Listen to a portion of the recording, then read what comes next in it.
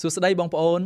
ជួបជាមួយលោកគ្រូទៀតនៅក្នុងមេរៀន Tip កាត់តវីដេអូក្នុងមេរៀននេះលោកគ្រូនឹងបង្រៀនអំពី Transition Track Matte Key ក្នុងកម្មវិធី Adobe Premiere Pro តោះសិក្សាជាមួយលោកគ្រូសួស្តីបងប្អូនទាំងអស់គ្នាលោកគ្រូមាន tip នេះបាទអូខេនេះជាការដាក់ track matte key នៅលើវីដេអូរបស់យើងដើម្បីឲ្យចេញ transition នេះអញ្ចឹងការដាក់ effect track matte key គឺយើងត្រូវតែមានបាទវីដេអូពណ៌ខ្មៅទៅសឬក៏សទៅខ្មៅអញ្ចឹងលោកគ្រូនឹងមានវីដេអូពីរនេះដើម្បីបងប្អូនអាច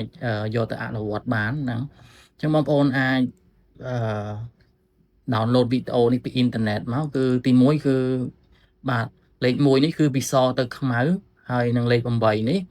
គឺវីដេអូពីខ្មៅទៅសហើយយើងនឹងចេញជា clip បែបនេះនៅពេលដែលយើងដាក់ transition នេះបងប្អូនអាចឃើញបានបាទអញ្ចឹង effect នេះនៅក្នុងកម្មវិធី Adobe Premiere Pro បាទក្នុងផ្នែកកាត់តវីដេអូរបស់យើងឥឡូវយើងទៅសិក្សាជាមួយលោកគ្រូតោះឥឡូវយើងទៅបើកវីដេអូថ្មីរបស់យើងមកនេះវីដេអូនេះចុច mouse ស្ដាំ new section from clip ហើយបន្ទាប់មកយើងកាត់វាខ្លីតិចទៅកុំឲ្យវាវែងពេកដោយសារយើងឧទាហរណ៍ទេបាទឧទាហរណ៍ប៉ុណ្ណេះទៅវាខ្លីហ្នឹងហើយបន្ទាប់មកទៀតយើងធ្វើអីទៀតបាទយើងដាក់វីដេអូមួយទៀតបន្ទាប់ពីហ្នឹងមកនេះយើងកាត់វាដែរកាត់ខ្លីៗចុះបាទអញ្ចឹងយើងចន្លោះហ្នឹងបាទយើងត្រូវធ្វើអីអញ្ចឹងយើងត្រូវទាញវីដេអូដែលមានសទៅខ្មៅនេះដាក់នៅខាងលើបាទហើយលោកគ្រូធ្វើឲ្យលឿនបន្តិចចុច mouse ស្ដាំយក speed duration នេះលោកគ្រូដាក់200ចុះបាទដើម្បីវាលឿនបន្តិចអញ្ចឹងយើងតម្រឹមវាបាទយើងដាក់វាចំកណ្ដាលហើយតម្រឹមវានេះបាទយើងចុចអានេះមកដើម្បីមើលវាថាវាត្រឹមគ្នានៅបាទត្រឹមក្រោមយើងកាត់វីដេអូខាងឆ្វេងបងប្អូនណាពីសទៅខ្មៅគឺកាត់ខាងឆ្វេងនេះយើងចុច Ctrl K មកហើយយើងទាញវាឡើងទៅលើណា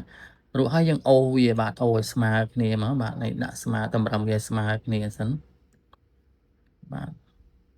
អញ្ចឹងយើងតម្រឹមវាឲ្យស្មើគ្នាស្អាតហើយយើងទាញនេះបាទយើងទាញវីដេអូនេះចូលតែម្ដងអត់ទាញវាចូលក្នុងមកអូខេបន្ទាប់មកយើងដាក់ effect យើងចូលបាទយើងពេលដែលយើងដាក់ effect ចូលគឺដាក់នៅលើវីដេអូដែលយើងកាត់មិញហ្នឹងណាចូលទៅ effect control របស់យើងហើយវាយពាក្យ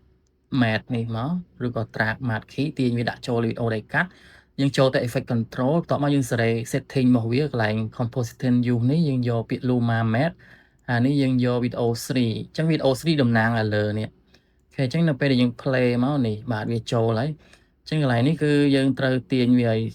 ខិតមកមុខតិចដើម្បីវាឃើញស្អាតតែម្ដងនេះណាបាទនេះយើងតម្រឹមវាដែរស្មើគ្នាមកហ្នឹងហើយអូខេល្អហើយបងប្អូននេះអីបាទយើងធ្លាប់នៅក្នុងឃើញការគេកាត់តភាពយន្តហើយឬក៏ចម្រៀង MV អីយើងដាក់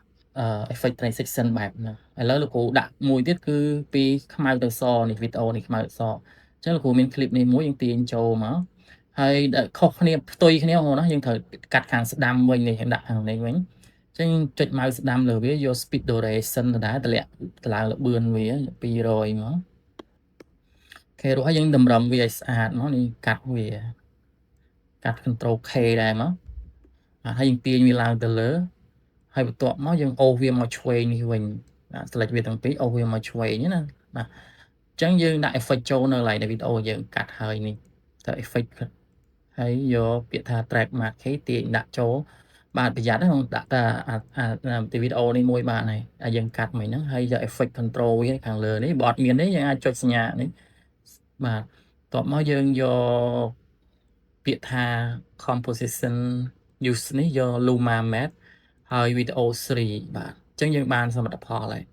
អូខេអញ្ចឹងបងប្អូនអាចសាកល្បង tip នេះបានគឺបងប្អូនដែលចង់ចុះឈ្មោះចូលរៀនជាមួយលោកគ្រូថ្នាក់ឯកទេសកាត់តវីដេអូអាជីពបងប្អូនអាចចុះឈ្មោះចូលរៀននៅ SC Academy ចាប់ពីពេលនេះតទៅមានតម្លៃពិសេសជូនបងប្អូនណាអូខេជួបមេរៀនថ្មី tip ជាមួយលោកគ្រូនៅមេរៀនក្រោយទៀត